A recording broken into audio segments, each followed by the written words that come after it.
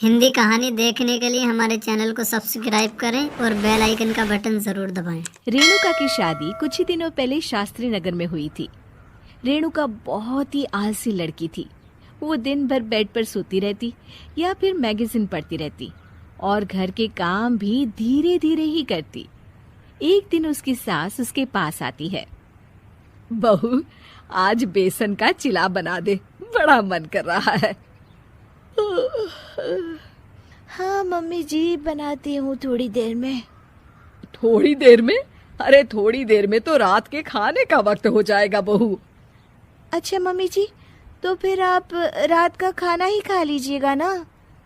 हे भगवान, कैसी आलसी बहू मिली है मुझे। हर काम को बस टालती ही रहती है। रेणुका दिन भर बस आलस पना ही करती रहती। एक बार रात के खाने पर सब बैठे हैं तो रेणुका का पति कहता है, अरे ये क्या, आज फिर से करेला? रेणुका, हफ्ते में तीसरी बार ऐसा हुआ है कि करेला बन रहा है। कुछ भी बना लिया करो। अरे इतनी सारी सब्जी मिलती है मार्केट में। हाँ, पर अब कौन मार्केट जाए और सब्जी लेकर आए, इसीलिए जो था घर पर वही बना दिया। बहू फ्रिज खोल कर देखती तो पता चलता कि सारी सब्जियां रखी होती है, पर तुम्हारा आलसपन खत्म हो तो तुम्हारी नजर जाए ना। विशाल कमरे में आकर रेणुका से पूछता है, रेणुका, मैंने कहा था तुमसे कि मेरे लिए रुमाल ले आना। मेरे सारे रुमाल खराब हो गए हैं। तुम ले आई क्या? आज नहीं गई, कल ले आऊंगी। ओफो, पिछले 4 दिनों से मैं यही सुन रहा हूँ। बिना रुमाल के ऑफिस जाना पड़ रहा है।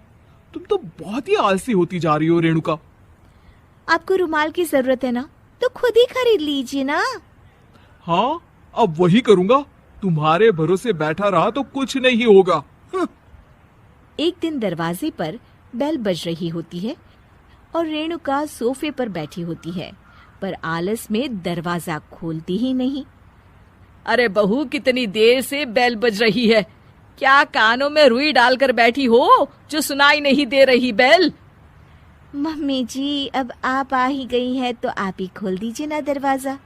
क्यों मुझे ताना मारकर और देर कर रही हैं? अरे वाह, उल्टा चोर को तवाल को डांटे। सास दरवाजा खोलती है तो उसकी पड़ोसन दरवाजे पर खड़ी होती है। दरवाजा खोलने में इतनी देर क्यों हो गई? सब सो गए थे क्या? और ये भी कोई वक्त है क्या सोने का? हाँ? अरे नहीं नहीं, ऐसी कोई बात नहीं है। आइए आइए, आप लोग अंदर आइए। ओफो, इन सबको भी अभी आना था। अब मम्मी जी लगा देंगी मेरी ड्यूटी किचन में। बहू पकोड़े तल दे, बहू चाय बना दे। अरे बहू, सो गई क्या? कब से आवाज दे रही हूँ। जा चाय बना कर लिया। हाँ मम्मी जी, अभी जाती हूँ थोड़ी देर में। सास रेणुका को आंख दिखाती है। मतलब थोड़ी ही देर लगेगी चाय बनाने में, अभी ले आती हूँ, बस झटपट। रेणुका रसोई में जाती है और इसी आलसीपन में वो चीनी की जगह नमक डाल देती है। जैसे ही सब चाय का घूंट भरते हैं, चाय थूक देते हैं। थू थू थू थू, ये कैसी चाय बनाई है तूने रेणुका? इसमें तो सारा नमक भरा है। हाँ, और ये पकोड़े, इसमें इतनी मिर्च है कि मेरी तो हालत ही खराब हो गई खाकर। और रेणु जी, आपकी खातिरदारी में पहले तो कभी कोई कमी नहीं रहती थी, पर जब से आपकी ये बहू आई है ना, मामला कुछ गड़बड़ा सा गया है। हाँ हाँ, जहाँ आप इतनी एक्टिव हैं, वहीं आपकी बहू एकदम आलसी, एकदम राम मिलाई जोड़ी लगती है।